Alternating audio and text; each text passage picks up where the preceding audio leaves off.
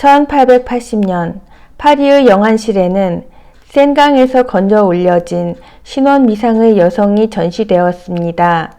16세 정도로 추정되는 그녀는 섬세한 이목구비와 신비한 미소를 가지고 있었습니다. 그녀에게 매혹당한 영안실의 병리학자는 그녀를 데드마스크로 만들었습니다. 알베르 까뮈는 그녀를 익사한 모나리자라고 불렀습니다. 안녕하세요. 이번에는 구스타프 카요보트가 그림 속에 묘사한 파리와 그 이면의 으시시하고 매혹적인 이야기를 들려드리겠습니다.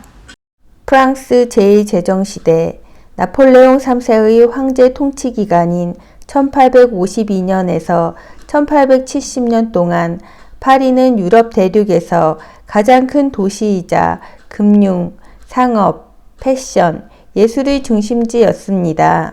11개의 주변 코뮌을 합병하고 8개의 새로운 구를 만들어 도시가 현재의 경계까지 크게 확장되어서 도시의 인구는 약 100만 명에서 200만 명으로 극적인 증가를 했습니다. 1853년 나폴레옹 3세와 그의 센강 지사인 조르주 외젠 오스만은 새로운 대로와 공원, 극장, 시장 및 기념물을 건설하는 대규모 공공사업 프로젝트를 시작했습니다. 나폴레옹 3세는 런던의 망명 시절 하이드파크의 영감을 받아서 블로뉴 숲과 기타 파리의 공원에 영향을 주었습니다. 이것은 뉴욕을 포함해 이후 대도시 건설의 표본이 되었습니다. 그는 즉시 도시의 주요 결점이었던 시태섬의 과밀과 부족한 식수, 센강으로 직접 오물이 배출되던 하수구를 정비했습니다. 그리고 카요보트의 그림 속의 센강 다리 근처의 가족 나들이 겸 파리 지행과 관광객의 소름 끼치는 데이트 코스에 대해 묘사해 보겠습니다. 노트르담 대성당이 자비롭게 내려다보는 시태섬 가장자리에는 대주교의 부두를 지나 일드프랑스 광장이 있습니다. 이곳은 분주한 파리와 센강의 혼잡한 교통 한가운데 있는 평화로운 장소입니다. 그러므로 바로 이 광장에서 파리의 영안실이 19세기 파리의 가장 인기 있는 관광 명소 중 하나였다는 사실은 현대인들은 쉽게 납득할 수 없는 부분으로 약간의 상상력이 필요합니다. 19세기 파리의 도시화로 인해 더 많은 사람들이 전통적인 공동체와 단절된 채 생활하면서 낯선 사람들 사이에서 익명으로 사망할 가능성이 높아졌습니다. 이는 결국 거리와 센강에 계속해서 나타나는 신원위상의 시체 덩어리를 어떻게 식별할 것인지에 대한 문제를 야기시켰습니다. 1804년에 이 문제를 해결하기 위해 나폴레옹 정부의 명령으로 새로운 영안실이 건설되었습니다. 이 새로운 건물은 이전보다 많이 나아졌고 수천 명의 관중을 끌어모았지만 여전히 문제가 있었습니다. 시체를 운반하는 전용 입구도 없었고 영안실에는 지독한 화학약품 냄새가 났으며 그 지역을 자주 출몰하는 거대한 회색 쥐들이 엄청나게 많았습니다. 파리의 영안실은 신원을 확인하는 의도로 익사자를 전시했습니다. 그러나 고인이 부르는 최초의 여행사인 토마스 쿡 컴퍼니가 관광 가이드북에 포함시킬 만큼 유명한 관광지였습니다. 영안실은 1804년부터 시태섬에 있었지만 1864년에 실용적인 이유로 센강의 가장자리로 이전했습니다. 그것은 더 크고 더 현대적이었고 더 중요한 것은 센강에서 시체를 놨기에 완벽한 위치였습니다. 새 영안실은 이전보다 훨씬 더 커졌고 대형 전시실이 있었으며 부검실, 등록기관 및 직원을 위한 공간, 고인의 의복용 세탁실, 시체를 위한 눈에 띄지 않는 뒷문 등을 포함한 더욱 발전된 시설을 갖추고 있었습니다. 1870년대에는 시체를 더 이상 전시하기에 적합하지 않을 때 사진이 활용되었고 1880년대에는 냉장 장치가 도입되었습니다. 그러나 이러한 건전한 과학적 개선과 신원 확인을 위해 대중에게 시체를 공개하고 유가족을 찾기 위한 노력에도 불구하고 영안실 방문은 여전히 큰 충격적인 사건에 대한 오락적 요소가 컸습니다. 그러나 사람들은 그들이 누구인지 알아보는 데 관심이 없었습니다. 그들은 오히려 전시된 시체의 섬뜩한 광경에 이끌렸습니다. 두 줄의 시체를 보여주는 유리 양쪽에 한 쌍의 녹색 커튼이 걸려 있어 극장처럼 관람하게 되어 있었습니다. 이 기괴한 극장을 자주 방문했던 에밀 졸라는 이 공연을 모두가 즐길 수 있는 공연이라고 명명했습니다.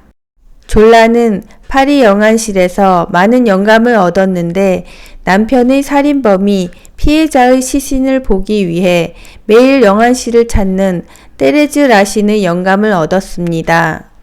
당시 파리의 신문들은 영안실에서 발굴되는 선정적인 기사를 앞다투어 내보냈습니다.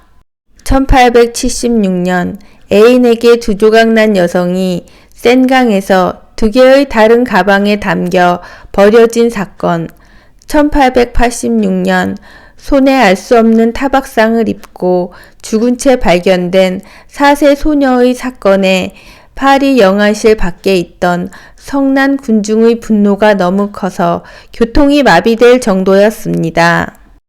1895년 18개월 된 아이와 3살짜리 아이가 며칠 간격으로 센강에서 끌려 나왔을 때 영안실로 들어가려는 군중이 너무 많고 무질서해서 경찰이 출동했습니다.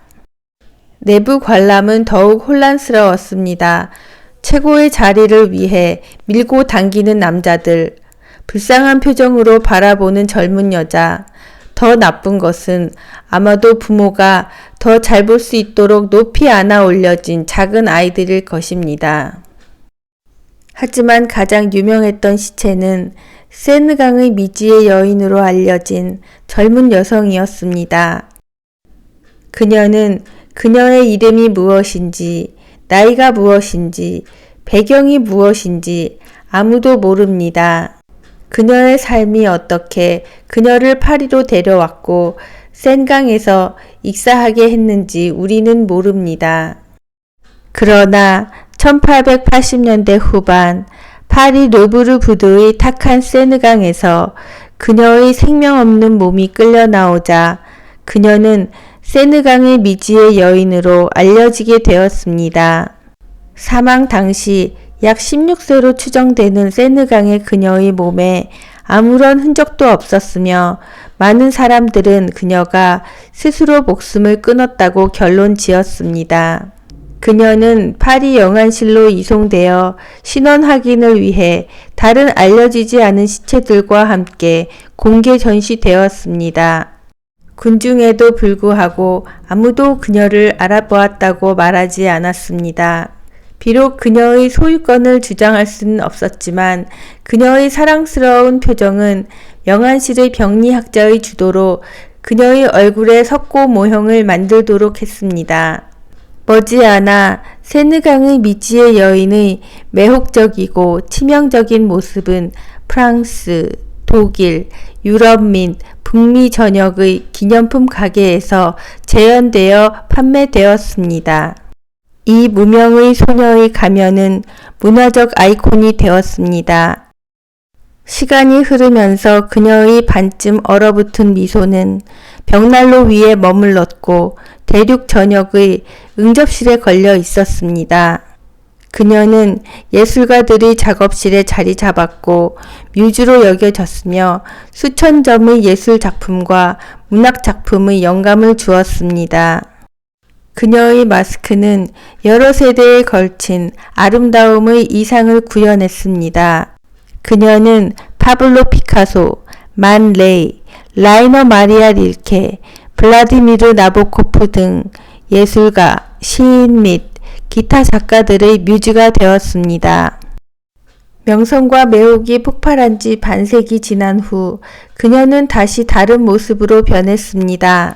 그녀의 얼굴은 오늘날에도 CPR을 가르치는 데 사용되는 마네킹인 레스큐 N을 만드는 데 사용되었습니다. 레스큐 N은 수억 명의 사람들이 CPR을 통해 환자의 생명을 구하는 기본 방법을 배울 수 있도록 돕는 최초이자 가장 성공적인 환자 시뮬레이터로 간주됩니다. 마이클 잭슨의 3천만 장 이상 판매한 배드 앨범에 수록된 곡 스무스 크리미널은 레스큐 애니에게서 영감을 받았습니다. 더미 위에서 소생술을 연습하는 동안 연습생들은 애니 괜찮아? 라고 말하는 법을 배웁니다. 그리고 가장 영향력 있는 고전 드로잉 강자 중 하나인 찰스 바르그의 드로잉 레슨에서 그녀의 얼굴이 사용되었습니다. 그 이후로 수천 명의 학생들이 바르그의 세느강의 미지의 여인의 버전을 대생했습니다.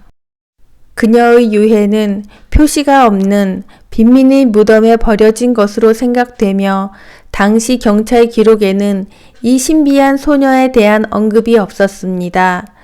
프랑스 아르쿠유에 있는 로렌치 워크숍이라는 스튜디오에서는 세느강의 미지의 여인의 것이라고 알려진 19세기 금형을 사용해 석고 데드 마스크를 아직도 만들고 있습니다.